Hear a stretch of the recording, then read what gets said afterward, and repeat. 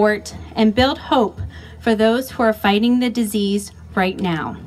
As you look around, you'll notice orange, purple, yellow, and blue flowers.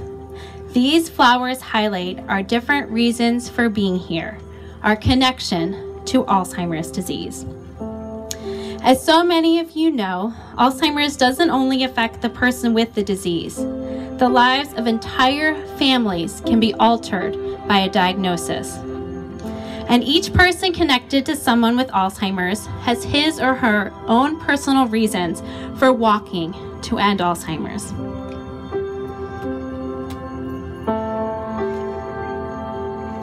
Two years ago, Lexi's grandmother was diagnosed with an advanced stage of Alzheimer's, and it all spiraled pretty quickly.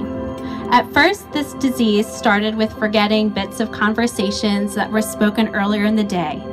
But before she knew it, her granny's recollection of what it means to feel at home became a distant memory. Every day since, her family has been working overtime to create a safe place for the kindest soul.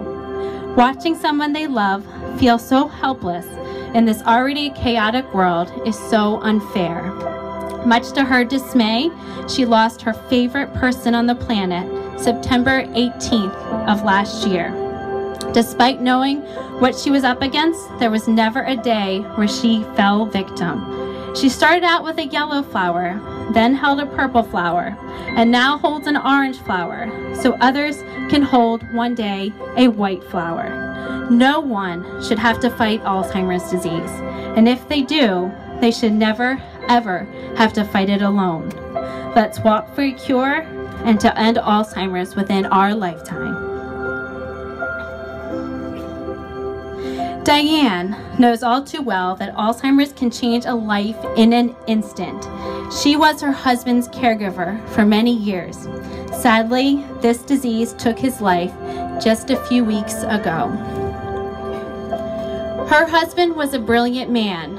He taught himself to be a successful computer systems analyst. The onset of Alzheimer's struck him when he was only in his 50s, and the disease robbed him of his creativity and technical capabilities. Over time, he couldn't handle simple arithmetic. They were a very active couple, always hiking, fishing, boating, but the disease robbed them of that. Her husband died just a few weeks ago, but she lost him many years ago.